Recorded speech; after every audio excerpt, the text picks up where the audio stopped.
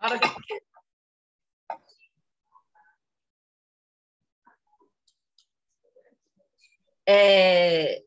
Bem, gente, hoje nós estamos aqui com a doutora Kátia, essa médica maravilhosa que atua em diversas áreas, para falar sobre suicídio. Nós estamos no Setembro Amarelo e o suicídio é algo que precisa ser falado, ser debatido e ser analisado, principalmente pelas pessoas que estão atuando na área da medicina, famílias. E aí eu vou começar já perguntando,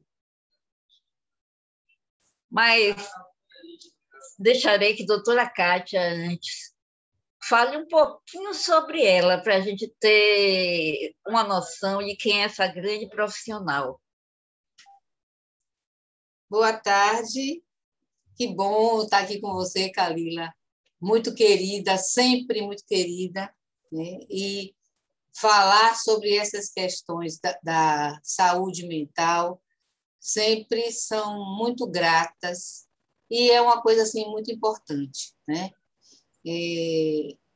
Essa questão do suicídio, ela tem muita relação com a nossa cultura, com a maneira como a gente lida com o nosso emocional no dia a dia, no cotidiano, na nossa família.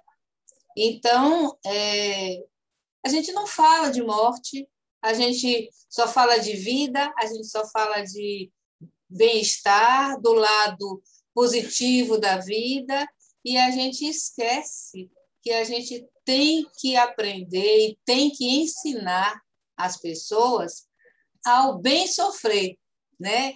Parece uma coisa bíblica, né? Mas porque sofrer em desespero é angustiante. Quando você sofre e você conta com o apoio de outras pessoas, né? Da sua rede de apoio, né? Você não se sente desamparado, você se sente acolhido, você sabe que aquele sofrimento vai passar. Ruim, né? Triste e que pode causar essa situação de suicídio é quando a gente tem a impressão que isso não vai acabar nunca, né? E, às vezes, a gente se vê nessa situação, isso não vai ter solução, isso não vai ter jeito. E essa situação de desespero, sem a rede de apoio, é que leva, muitas vezes, ao suicídio, né?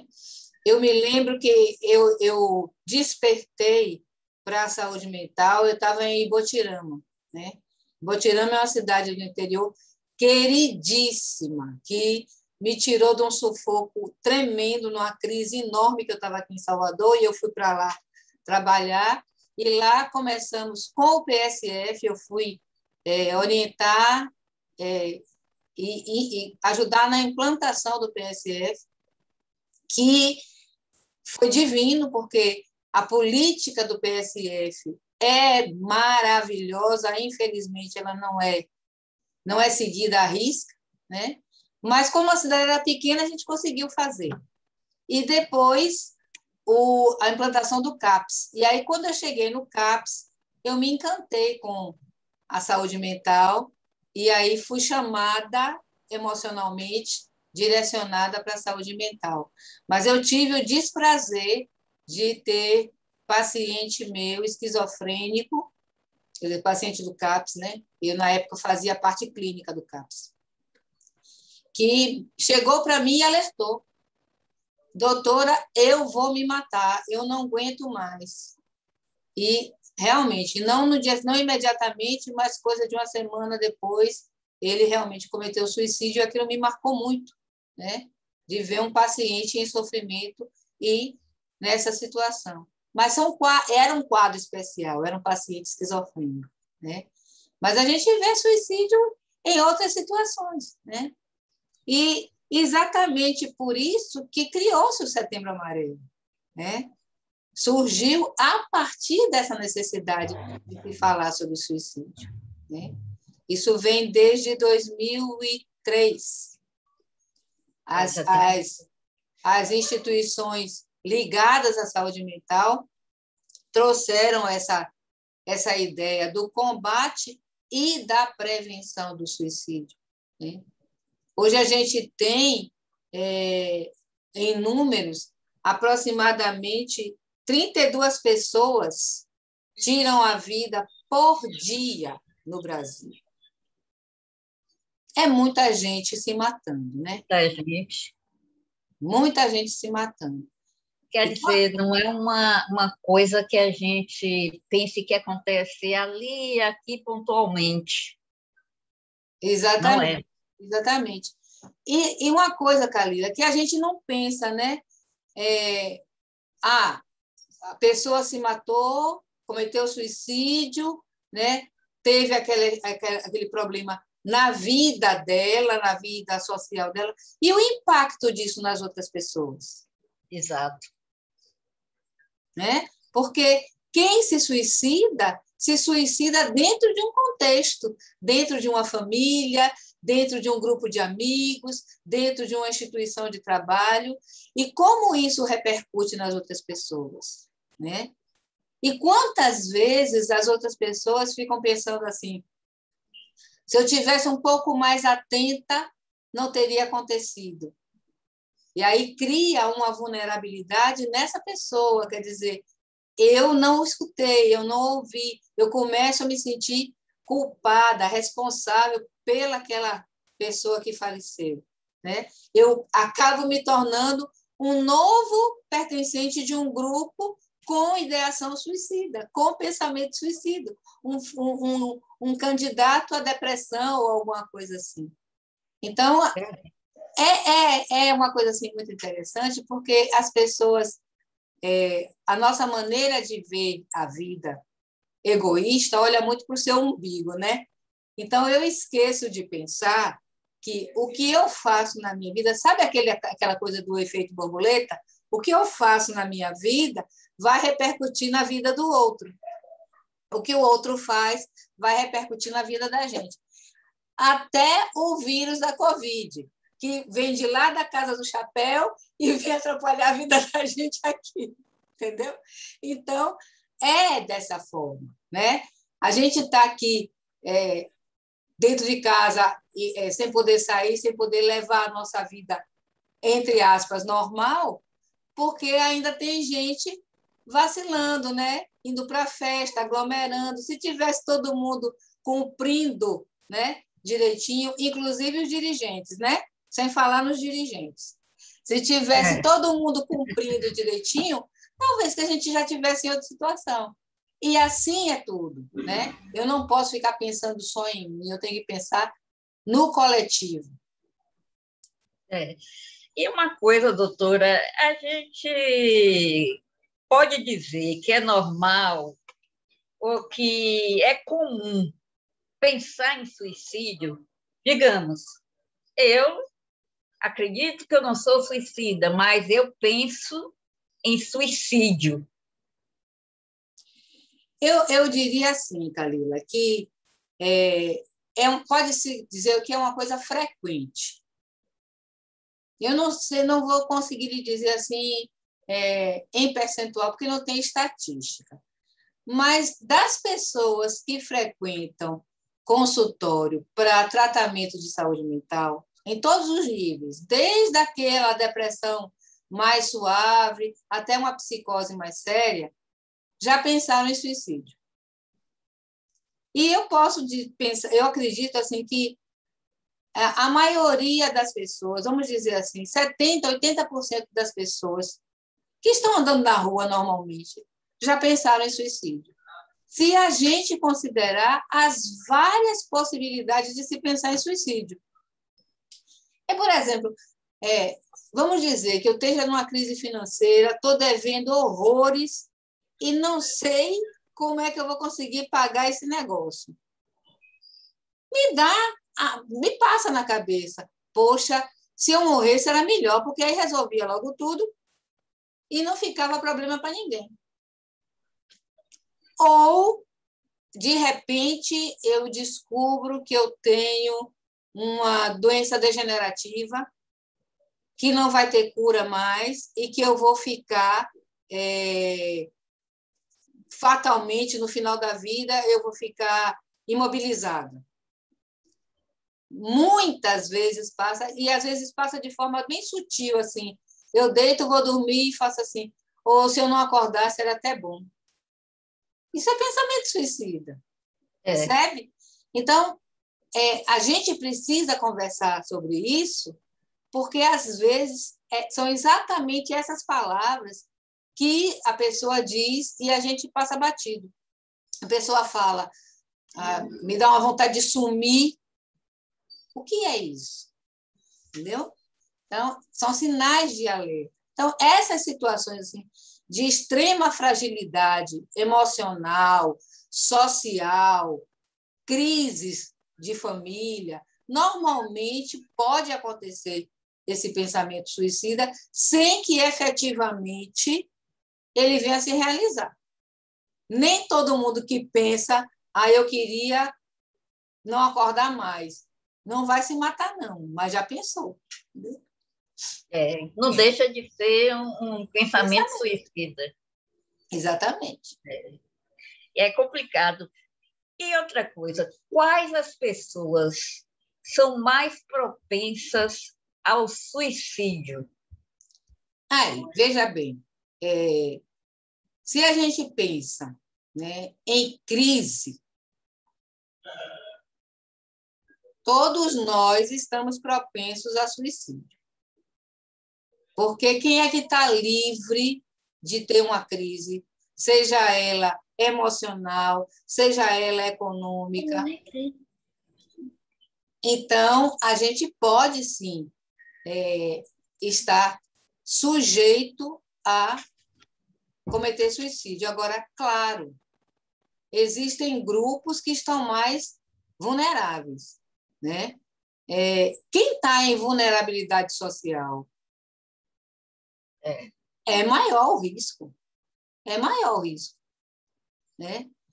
Quando a gente, por exemplo, agora, do jeito que a gente está vivendo, o país como está, desemprego de horror, vários pontos de comércio pequenos fechando, sem condição de retomar a vida. Esse grupo é um grupo que está extremamente vulnerável, que está numa tendência muito grande de suicídio, né? Agora, recentemente, está aí na televisão, rodando o tempo todo a história da pobre da babá que pulou da janela do terceiro andar, né? Ela pulou para fugir, mas numa situação de fuga, e a tentativa de suicídio muitas vezes é uma tentativa de fuga. Eu quero fugir do problema. Está tão ruim que eu vou fugir. Aí eu me jogo da janela e, de repente, acabo morrendo. Né? Talvez até com a pequena esperança de que, se jogar ali, vai dar a oportunidade dela sair correndo depois. Isso. Nem sempre. Existem duas coisas importantes, né, que a gente tem que considerar em suicídio. Às vezes, a tentativa de suicídio que não dá certo, o cara tentou, né, se acabou todo, mas sobreviveu, e o inverso também. Eu quero fugir, eu quero sair do problema e acabo morrendo. Aí tem também a questão da família, né?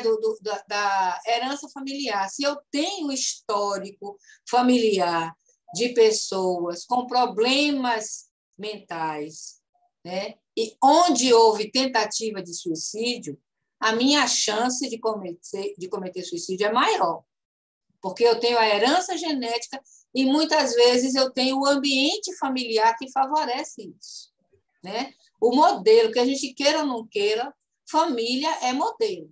Eu aprendi a ser mãe, dona de casa com minha mãe. Eu aprendi a trabalhar, a ir para a rua, correr atrás com meu pai. Então, o que eles me trouxeram de exemplo positivo, também vem o negativo. A gente tenta filtrar, mas vem. Então, se eu tenho um quadro de depressão, de ansiedade, ou tenho qualquer outro transtorno emocional, uma personalidade, não é só um transtorno mental, mas um transtorno de personalidade.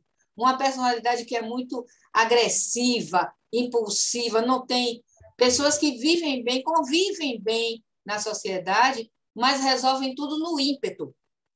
Fulano parece que é uma trovoada, resolve tudo assim. Essas pessoas, num momento de crise, são perfeitas para entrar numa atitude dessa. Né? As grandes perdas, o luto, né? Uma viuvez, as pessoas que estão sozinhas por muito tempo têm uma tendência. Né? Às vezes, pessoas que se aposentam, os aposentados que não têm outra coisa para preencher o tempo. Se acostumaram a trabalhar e não conseguiram fazer outra coisa. Então, são pessoas que têm uma tendência a desenvolver suicídio. Né? Essas doenças que marcam muito, né? que dá imunidade, tipo câncer, AIDS, que muitas vezes, lúpus, muitas vezes a pessoa tem uma ideia tão negativa que pensa que já é o fim e aí acaba abreviando a vida. Isso é verdade. E como é que se diz? Não só algumas doenças, eu já vi muita gente também se entregar ao álcool e o álcool passar a fazer parte da vida, nada mais serve, nada mais vai suprir aquele momento com álcool e a pessoa vai viver em torno daquilo. Kalila, especialmente quando a gente consegue juntar as duas coisas, né? Porque é comum, a cultura do álcool no nosso mundo é incrível, né? Se você está triste, você bebe, se você está alegre, você bebe. Você bebe. Então, quando você começa, eu vou beber para esquecer os meus problemas, entendeu? E aí você começa a fomentar aquilo para que você afogue suas mágoas, você está juntando o polo depressivo com o álcool. E aí o álcool tira de você o controle. E aí você pode acabar realmente cometendo suicídio nessa junção do grande problema que você tem, da dificuldade que você tem e do álcool. A gente fala muito do álcool porque o álcool é, de longe, a pior droga que a gente tem. Né? Não existe. As outras drogas, elas são muito ruins por conta do tráfico. Mas o álcool é a pior droga por ela ser legal. Então, se compra álcool com tranquilidade em qualquer esquina e se faz uso de álcool rotineiramente como se fosse uma coisa normal. E é droga. É droga. Para mim também é uma droga perigosa. Muito perigosa, muito perigosa. A pessoa alcoolizada, em geral, ela fica, inicialmente, ela pode até ficar chapada depois, mas inicialmente ela fica muito valente, ela fica muito agressiva, entendeu? Então, para cometer uma violência contra o outro e contra si próprio, é muito fácil. A gente tem que ter cuidado com isso. Eu observo algumas pessoas, dentro do que você falou aí, que sofrem de depressão e que, quando alguém descobre, é uma tremenda surpresa. Pessoas públicas, por exemplo, comediantes. Sim. Tem muito comediante sofrendo de depressão e que, se deixar, ele vai embora. Essa história do artista, do comediante, é interessante, né? Porque Chaplin já mostrava isso, né? Nos filmes dele, quando ele fazia... Eu não me lembro qual era o nome do filme, que ele era o palhaço do circo. E ele tinha um sofrimento muito grande, inclusive físico. e ele fez a apresentação com dor. E o comediante faz isso, né? Se você é artista e você está em um sofrimento suportável, vamos dizer assim, você vai para o palco e faz, e o público nem percebe que você está em sofrimento. Só quem é muito próximo de você é que vai saber, a não ser que seja uma catástrofe, como a gente já viu, situações de parentes que vêm a óbito, não sei o quê, e aí suspende o espetáculo porque não tem condições físicas de fazer. Mas, regra geral, o que me tira, o que me dá o desconforto, o que me faz, eu como médica, ter dificuldade de atender meu paciente, não tira o artista do palco. Ele vai para lá. Ele está devendo, ele está enrolado, ele não tem condição de bancar a comida, e ele está lá fazendo graça para o povo, entendeu? Tá. Isso é uma situação delicadíssima, né? Que precisa ser visto pelo terapeuta, aí no caso não necessariamente do médico, mas do psicólogo, porque faz parte da profissão. Você sabe uma profissão que tem mais ou menos isso, né? De você estar, que eu digo assim, é na faixa de Gaza. Eu estou aqui entre um lado e o outro, fogo cruzado, e eu estou representando o profissional de telemarketing.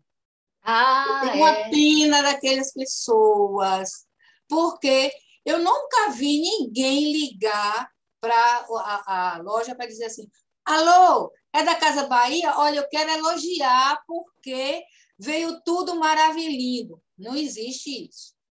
A gente só liga para reclamar.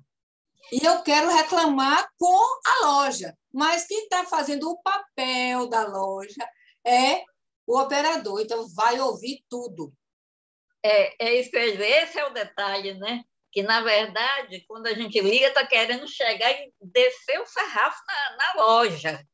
Aí vem o operador de marketing e ouve tudo o que a gente tem para dizer à loja. Exatamente, exatamente.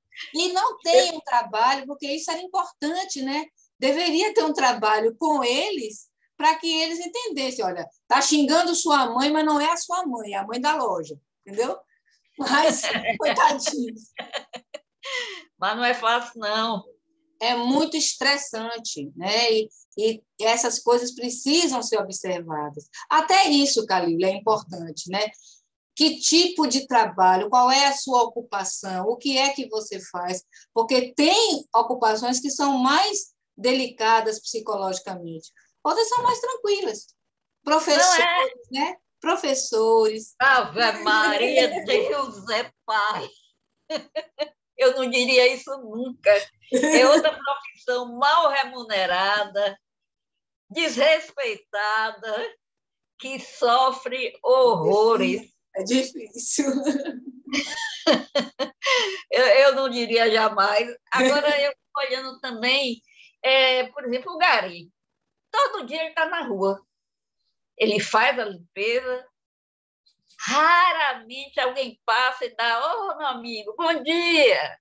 É raro, é raro. É como se fosse uma coisa que tivesse ali, uma máquina, que tivesse ali fazendo uma limpeza. Porque nós temos é exatamente isso, né? A gente só fica olhando o lado bonito. O Gari, o trabalho dele é fundamental. Eu não consigo imaginar uma cidade sem limpeza das ruas, sem limpeza pública. Será que os moradores iriam pegar na vassoura para limpar a rua? Tem gente que não quer limpar nem sua casa, quanto mais a rua. Mais a rua. Eu acho que em algumas portas ia ter assim, uma pilha de lixo para a gente passar. E aí a gente não valoriza o Gari, porque o Gari trabalha com lixo. Alguém tem que fazer isso, gente. Não é isso, Alguém tem toda que fazer. E profissão. que bom que ele faz. E era muito bom que a gente lembrasse, quando a gente passa na rua, que passa por um deles, que cumprimentasse, né? Que enxergasse que ali tem uma pessoa, tem um ser humano. Isso que você trouxe é assim, a vacina contra essas situações todas. Porque Mas Se eu consigo identificar que aquela pessoa é um ser humano e faz parte desse grupo, o que eu pertenço, da minha cidade, ele vai desenvolver uma coisa muito importante, que é o sentimento de pertencimento. Ele vai se sentir incluído, ele vai se sentir gente. Mas quando a gente invisibiliza uma pessoa, e você passa e não vê, ninguém enxerga. Eu estou fazendo o que aqui nesse mundo se ninguém me enxerga? Né? E aí a gente acaba voltando naquele ponto que eu falei da rede, né? Do efeito borboleta, que, no final das contas, responsável por todas essas crises emocionais que as pessoas passam somos nós mesmos. Se a gente olhasse para as pessoas como ser humano, com mais afeto, com mais atenção, as coisas eram melhores. Né? Ô, doutora, e qual é, na sua concepção, a importância da família e das religiões na prevenção do suicídio? Partindo dessa conversa que a gente estava tendo agora, né? do olhar para o outro de maneira respeitosa, de maneira atenciosa, sem preconceito, porque essa história do gari vem muito do preconceito do lixo. Né? Quem é que ensina as pessoas a não ter preconceito, a respeitar, a acolher? Família. Família. Sou eu que ensino meu filho a não ter preconceito, sou eu que me trabalho para não ter preconceito com o meu filho. Exatamente. Né? Sou eu que tenho que me trabalhar para aceitar as pessoas da minha família da maneira que elas são, e não da maneira que eu entendo que devia ser certo, que eu entendo que devia ser correto.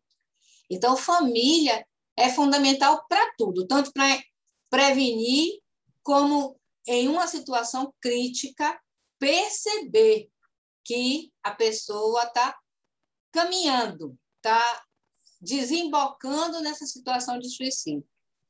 Família que não se relaciona, que fica cada um num quarto, né? Que não senta numa mesa para tomar uma refeição junto, que não sai para passear. Gente, como é importante a gente pegar filho e sair. Vamos, sábado, sair para um lugar. Mesmo que o filho seja grande.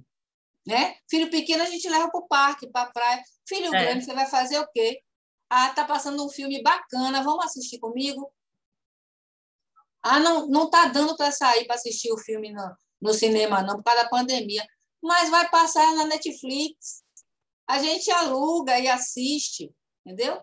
E senta e comenta e discute, porque isso vai trazer um momento de união da família. E é importante demais. Né? E aí você vai perceber o que é que se passa na cabeça do seu familiar. Não, a gente fala muito de filho, eu falo muito de filho por causa da minha idade, que a essa altura já é, né? Mas isso vale para o companheiro, para a companheira, isso vale para o irmão, isso vale para todo mundo. A gente precisa se aproximar. Né?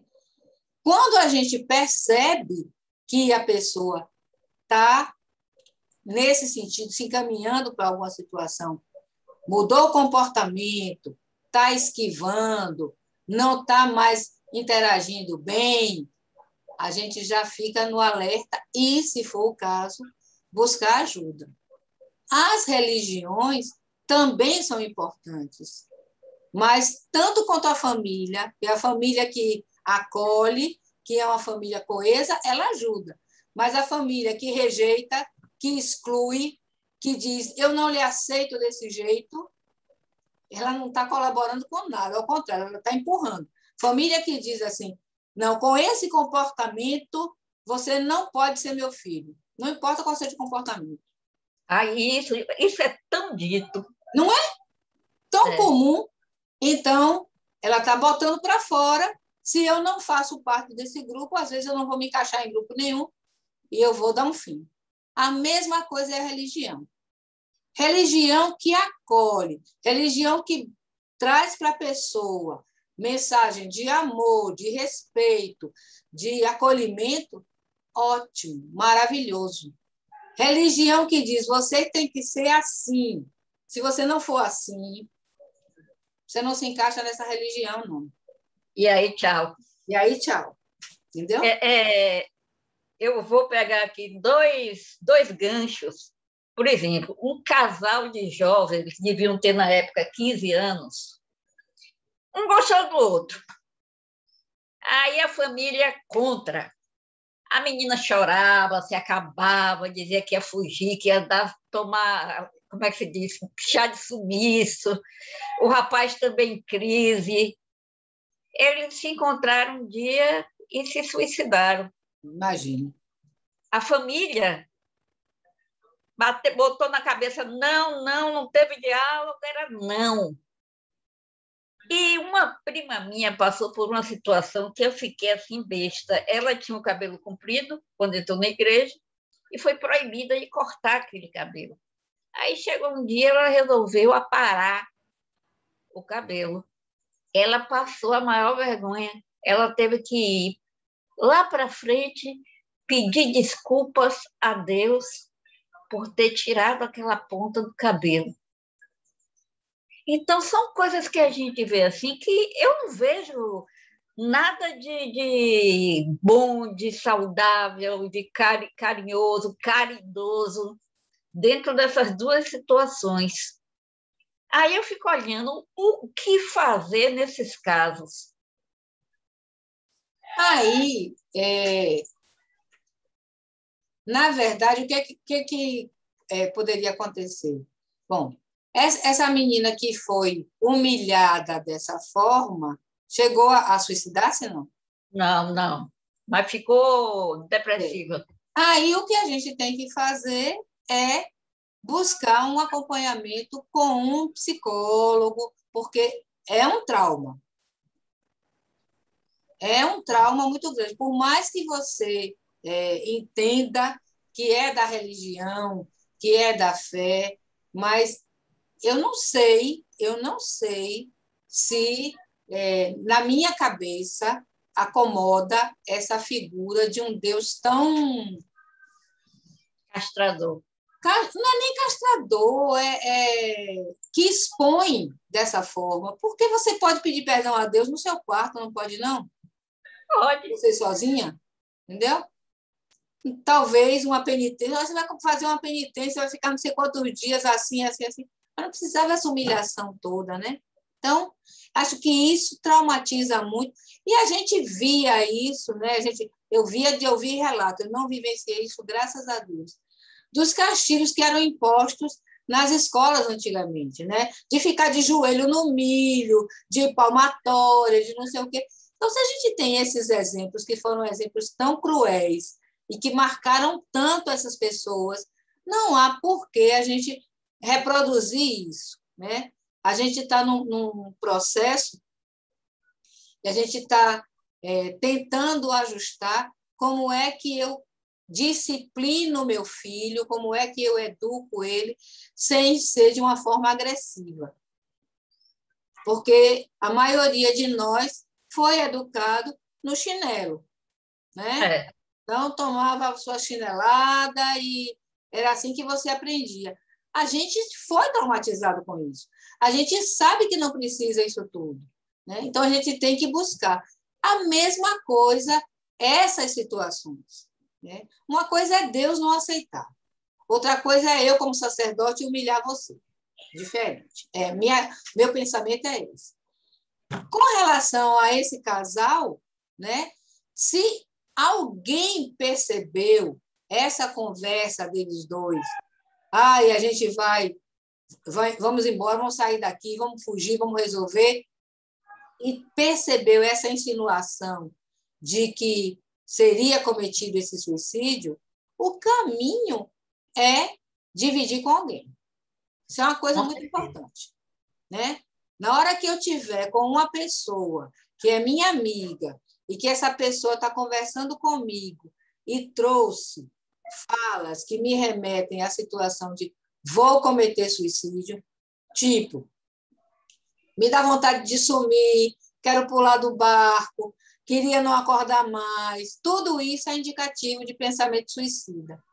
Eu vou dividir isso com alguém.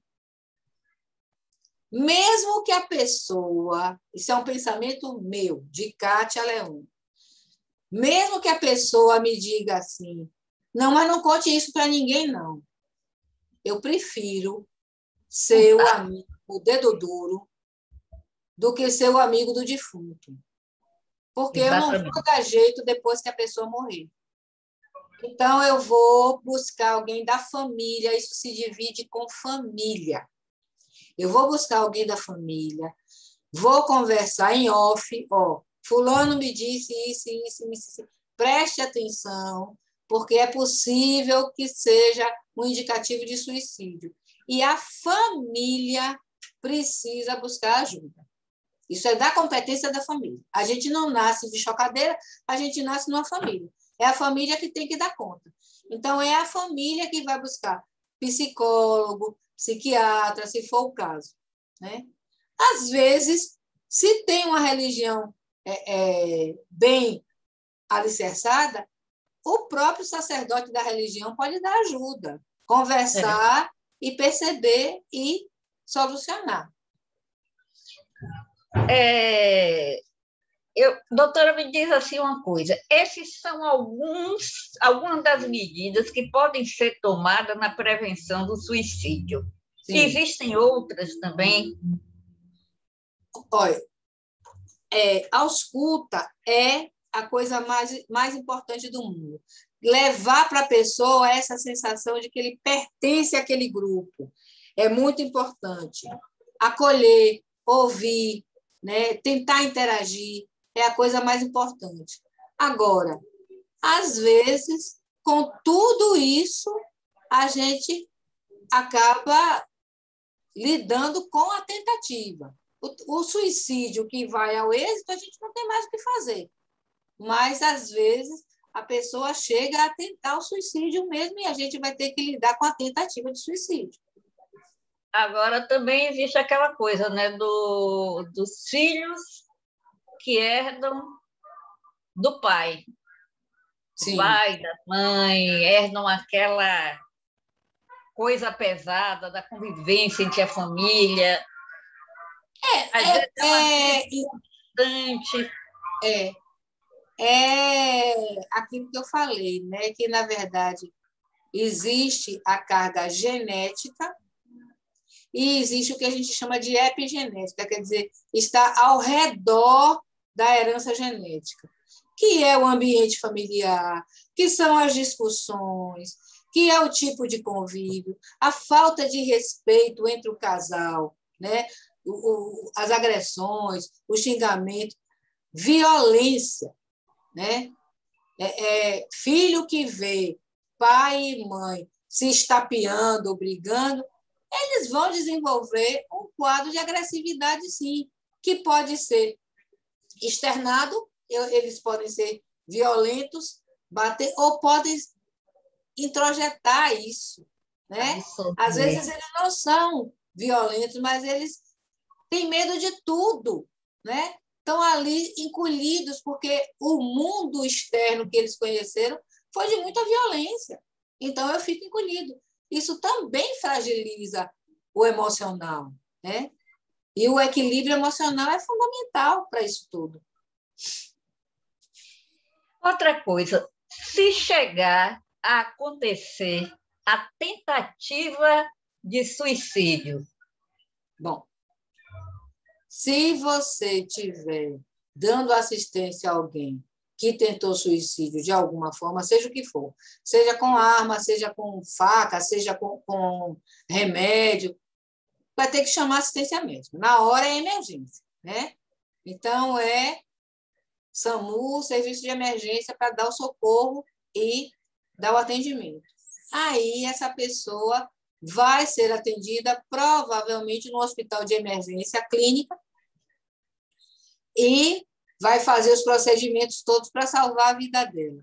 Salvou, aí ela vai ter que ser encaminhada para um serviço de saúde mental. Porque o que a gente precisa entender é quem tenta suicídio mesmo que não tenha êxito, está muito quebrado por dentro. Porque, sinceramente, eu já passei por muita situação ruim na minha vida, muita. Né? Eu estou viva, né? Não sou um bonequinho, então a gente tem o emocional da gente que também, de vez em quando, se complica. Né? Mas nunca quebrei tanto para chegar a tentar suicídio. Então, na verdade, está muito quebrado. É uma situação que ele diz assim, não, eu não tenho mais o que fazer aqui. Então, ele precisa de um profissional que tenha competência nessa área para dar conta. E aí é que a gente precisa entender. Né? Uma coisa é o carinho da família. Uma coisa é o apoio da família, dos amigos, que é imprescindível. Se eu estou partida ao meio, tentei suicídio, me salvei, tomara que apareça pessoas para me dizer, olha, Kátia, a gente gosta muito de você, você é muito importante. Não vai embora, não. Fique aqui que você ainda tem muito o que fazer. Mas, para colar e consertar isso aqui dentro, eu preciso de alguém que saiba trabalhar com o meu interno.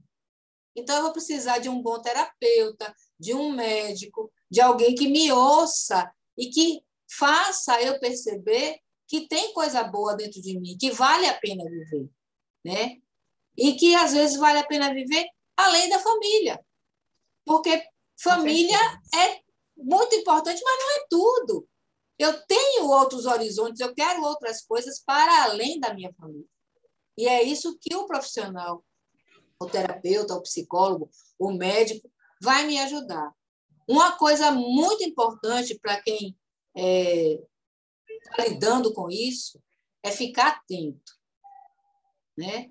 Porque tentou suicídio uma vez, não deu certo, não teve êxito, essa fragilidade interna que a pessoa tem, na medida em que ela vai se recuperando, vai ficando mais saudável, se a gente não tiver cuidado, é o suficiente para ela tentar a segunda vez.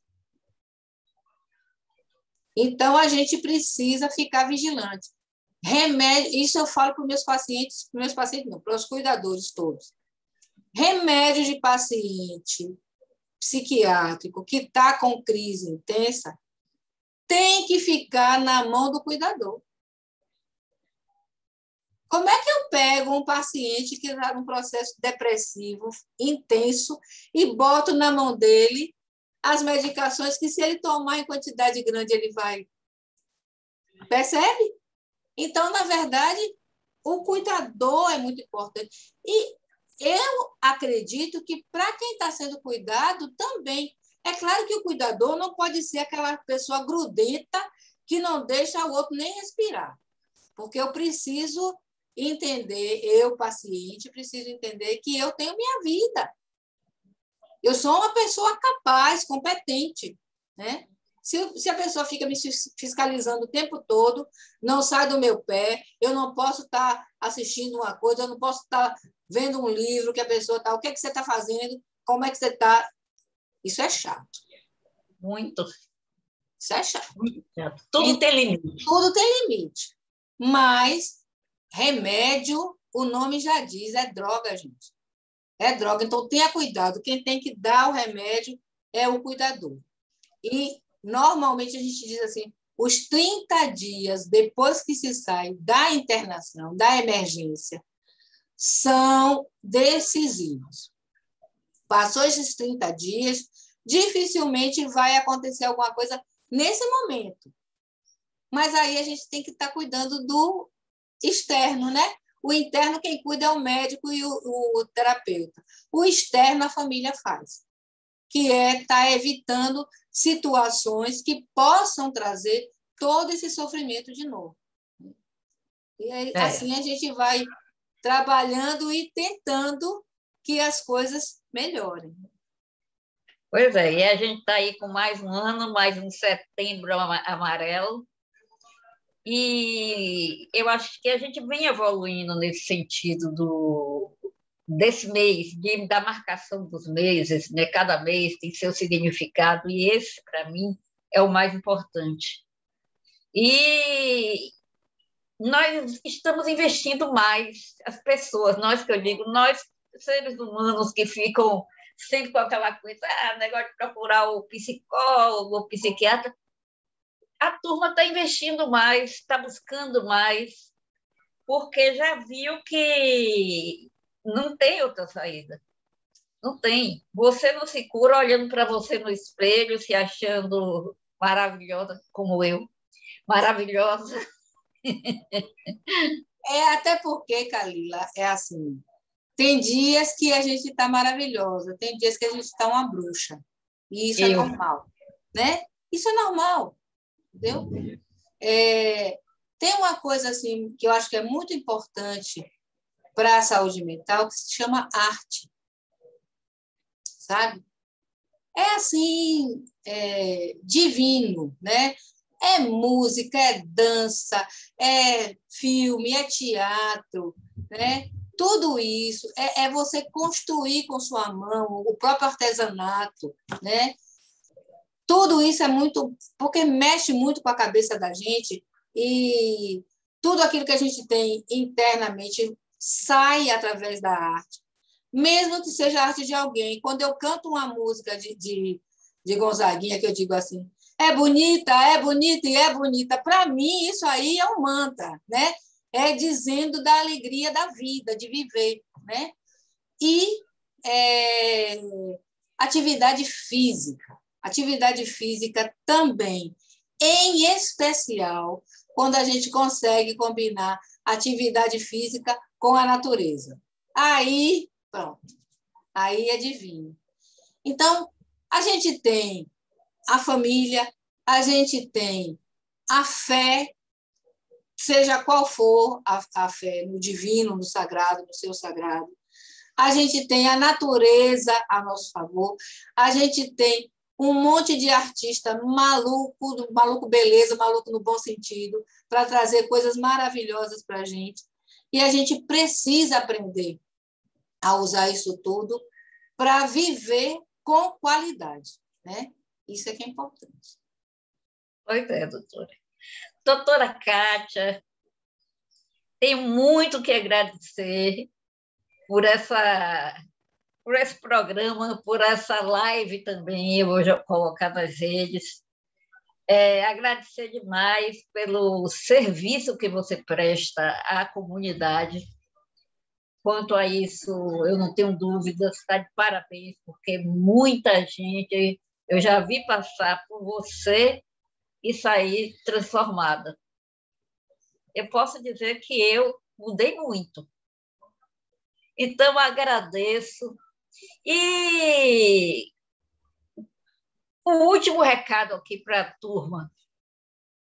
Eu é que tenho que agradecer, né? Eu acho assim que mexe com o ego da gente quando a gente faz o que gosta, faz do jeito que gosta e tem esse retorno, né?